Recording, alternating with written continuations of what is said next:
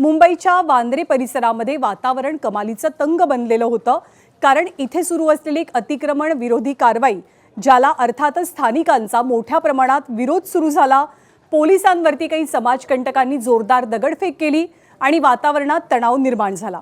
या परिसरातल्या इमारतींवरनं काही पुरुषांसह महिलांनी सुद्धा पोलिसांवर दगडफेक केली आणि ही सगळी दगडफेक ही दृश्य आपण पाहतोय की अनेक जणांना पोलिसांनी धरपकड करत स्वतःच्या ताब्यात घेतलं। या वॉलच्या पलीकडनं, कंपाऊंडच्या पलीकडनं अनेक जण पोलिसांवरती दगडफेक करत होते, घरातलं काही साहित्य फेकत होते। पोलिसांनी लाठीचार्ज करून दगडफेक करणाऱ्या समाजकंटकांना ताब्यात घेतलंय। या दगडफेकीच्या घटनेत काही पोलीस सुद्धा जखमी झालेत। सध्या इथली परिस्थिती नियंत्रणात असून अतिक्रमण हटवण्याचं काम सुरू आहे। उद्यापासून आणखी पुढचे 3 दिवस ही कारवाई सुरू असेल। हा सगळा प्रकार नेमका काय तर मुंबईच्या वांद्रे परिसरात रेल्वे स्टेशनच्या रेल्वेच्या हद्दीतल्या सगळ्या परिसराला लागूनच अतिक्रमण झालेलं आहे। गेली अनेक वर्ष काही लोकांनी आपली घरं इथे बांधलेली आहेत। या अतिक्रमणावरती कारवाई केली जावी यासाठी रेल्वे प्रशासनाकडून सातत्यानं कोर्टाचे दरवाजे ठोठावले गेले। हायकोर्टात हे सगळं प्रकरण प्रलंबित होतं। 2017 साली कारवाईचे आदेश दिले गेले होते, जे अर्थातच नंतर काही काळासाठी थांबलेले होते, कारण लोकांनी सुद्धा कोर्टात अपील केलेलं होतं।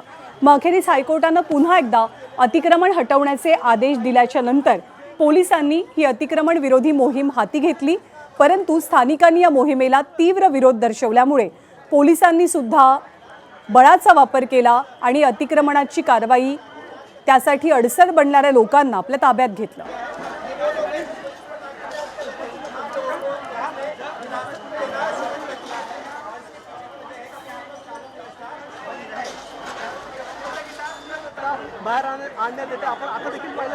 आणि या परिसराचे आमदार आहेत शिवसेनेचे, ठाकरेंच्या शिवसेनेचे नेते वरुण सरदेसाई। वरुण सरदेसाई यांनी या सगळ्या कारवाई संदर्भात नेमकी काय प्रतिक्रिया दिली किंवा काय भूमिका घेतली ती जाणून घेऊया। काल हिमॅन सारखे तिकडे किरीट सोमय्या जातात काय, बुलेट प्रूफ वेस्ट घालतात काय, तिकडे जाऊन उगाची नौटंकी बांगलादेशी घुसवले ना, अमुक घुसवले ना, तमुक घुसवले, या गोष्टींचा संबंध कुठे येतो? माझा प्रश्न असा आहे, जर हे लोक बांगलादेशी होते, आता तुम्ही यांची घरं तोडली आहे, कुठे गेले? आता ही जबाबदारी आता किरीट सोमय्यांची नाही? किरीट सोमय्यांनी बांगलादेशला साठी काही ट्रेन केली आहे, फ्लाईट केलंय, बस पाठवली आहे?